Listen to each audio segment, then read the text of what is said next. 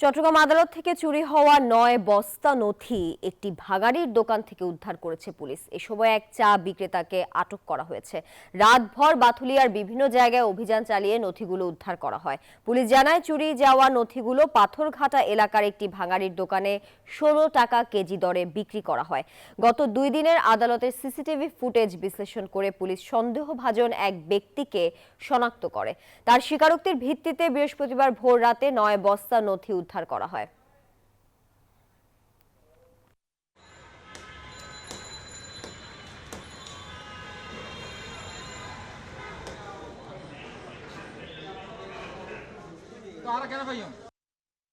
Court building এলাকার CC footage এবং প্রাপ্ত সোর্সের ভিত্তিতে গতকাল চট্টগ্রাম মহানগরের বিভিন্ন জায়গায় অভিযান পরিচালনা করিয়ে বাকুলিয়া থানা এলাকার বউবাজার হইতে রাসেল নামে একজনকে আমরা শনাক্তপূর্বক গ্রেপ্তার করি। তথ্যের ভিত্তিতে তার দেখানো এবং শনাক্ত মতে কোতোয়ালি থানাধীন পাথরঘাটা সতীশবাবু লেন হইতে একটি ভাঙ্গারি দোকানে অভিযান পরিচালনা করে আজকে আমরা সকালবেলা এই হারিয়ে যাওয়া এই সিডিগুলি আমরা উদ্ধার করতে সক্ষম হই।